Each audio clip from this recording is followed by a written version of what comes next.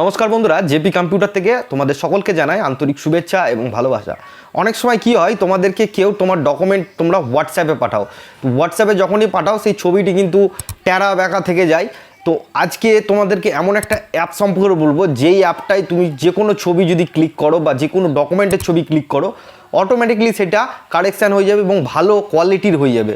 তখন তুমি সেটা কিন্তু পিডিএফ বা জেপিজি দুটো ফরম্যাটে কিন্তু তাকে পাঠাতে পারবে। তাহলে অ্যাপটা কি জানতে হলে আমার এই ভিডিওটি পুরোটাই দেখো, এবং ভিডিওটি যদি তোমার কোনো কাজে লাগে ভিডিওটি অবশ্যই লাইক কমেন্ট শেয়ার করে দেবে। প্রথমে তোমরা তোমাদের ফোন থেকে প্লে স্টোরটা ওপেন করে নেবে। প্লে স্টোরটা ওপেন করে নিলে তোমরা জাস্ট এখানে লিখবে clear scanner, CLEAR, clear scanner বলে তোমরা জাস্ট সার্চ করবে। সার্চ করার পরে এখানে দেখতে পাচ্ছ যে ক্লিয়ার স্ক্যান বলে একটা অপশন রয়েছে, অ্যাপ্লিকেশান রয়েছে। সেই অ্যাপ্লিকেশানটা তোমরা এখান থেকে ডাউনলোড করে নেবে। ডাউনলোড করে নেওয়ার পরে এই অ্যাপটি ওপেন করবে, বোর্ড চলে আসবে। তো তোমরা কি করবে, জাস্ট এই ক্যামেরা অপশানটাই ক্লিক করবে। তো আমার কাছে একটা ডকুমেন্ট কিন্তু অলরেডি আছে, এখানে দেখতেই পাচ্ছ। জাস্ট আমি দেখাচ্ছি, এই ডকুমেন্টটার আমি ছবি জাস্ট ক্লিক করে নিলাম।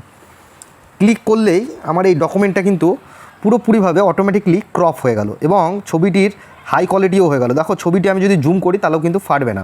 ফাটার পরে রাইট অপশানে ক্লিক করে দিলে, ক্লিক করার পরে এখানে তুমি যদি মনে করো পিডিএফ ভার্সনে কাউকে শেয়ার করবে, সেক্ষেত্রে পিডিএফও হবে।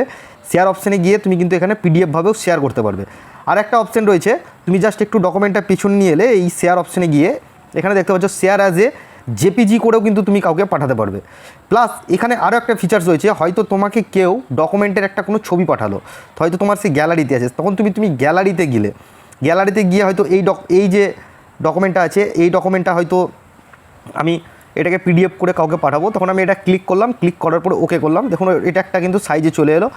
এরপরে এটাকে কিন্তু তুমি ব্ল্যাক অ্যান্ড হোয়াইটও করতে পারবে, কালারও করতে পারবে। তো এইভাবে তুমি যে কোনো ডকুমেন্ট কিন্তু খুব ইজিলিভাবে ফরম্যাট করে পাঠাতে পারবে যে কাউকে।